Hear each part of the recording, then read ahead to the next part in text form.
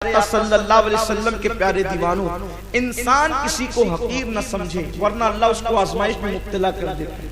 किसी को हकीर मत समझो, किसी मुसलमान को हकीर मत समझो।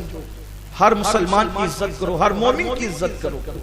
कभी अल्लाह ताला अच्छी आवाज दे देता है, अच्छा पढ़ लेता है, कोई गजल पढ़ ले, कोई अच्छी नात पढ़ ले, कोई अच्छी तकरीर कर ले, तो जिनकी आवाज में थोड़ा सा नक्स है तो लोग उनका मजाक उड़ाते हैं। अल्लाह ने सूरह हुजरात में फरमाया, किसी का मजाक उड़ाने से बचो, हो सकता है तुम जिसका मजाक उड़ा रहे हो वो अल्लाह के नजदीक तुमसे बेहतर हो।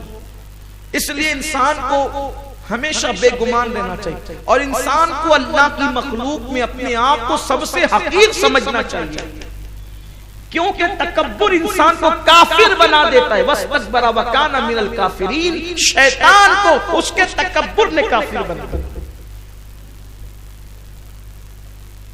किसी की पेशानी पे नहीं लिखा है कौन क्या है, और अल्लाह की आजमाइश से हमेशा डरते रहना चाहिए।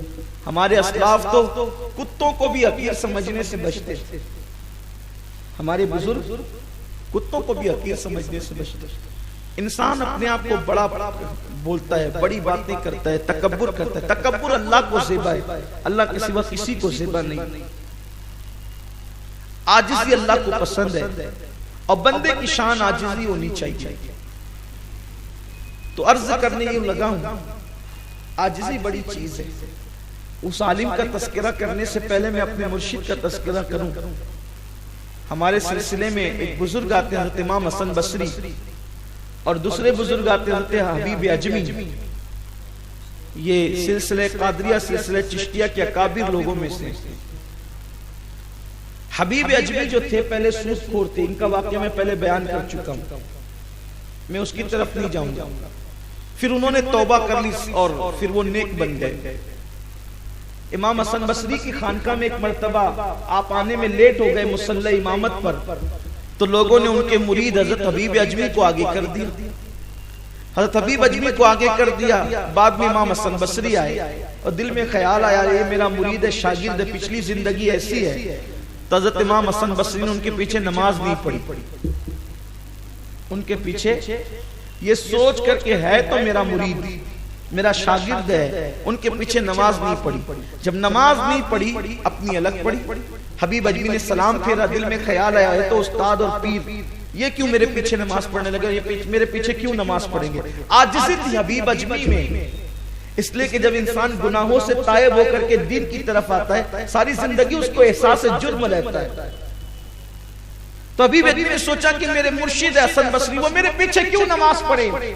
इन्होंने आजिज़ी की। इमाम हसन बसरी ने सोचा मैं उसके पीछे नमाज क्यों पढ़ूं। उसी रात हजरत इमाम हसन बसरी ने ख्वाब में अल्लाह को देखा। हसन बसरी कोई मामूली आदमी नहीं है, इमाम हसन बसरी गौसुल आजम दस्तगीर के पीरों के पीर हैं। इमाम हसन बसरी गौसुल आजम दस्तगीर के पीरों के पीर में वो सिलसिला, वो शजरा गिना चुका हूं पिछले हफ्ते में, पिछली नशिस्त के अंदर आप सुन चुके हैं। वो उनके मुर्शिदों के मुर्शिद हैं। ख्वाब में अल्लाह का दीदार किया इमाम हसन बसरी ने। उसी रात अल्लाह ने फरमाया, हसन बसरी मांग क्या मांगता है। हसन बसरी ने कहा, अल्लाह तमन्ना ये है कि जितनी इबादतें की है तो सारी इबादतों को कबूल कर ले। मेरे करीम मैंने जितनी इबादतें की सारी इबादतों को कबूल कर ले। अल्लाह की रहमत ने मुस्कुरा के कहा, हसन तुझे मौका तो दिया था ना, लेकिन तूने उसका फायदा नहीं उठाया। हसन तुझे मौका दिया था, तूने उसका फायदा। कहा अल्लाह कब मौका दिया था।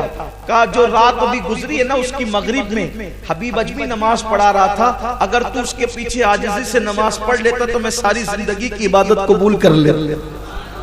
तुझे मौका तो दिया था, तूने फायदा। ये है आजिज़ी का सिला। लेकिन इंसान थोड़ी थोड़ी चीज पे अकड़ता है, जो अकड़ता है वो उखड़ता है। तो कर्ज कर रहा था कि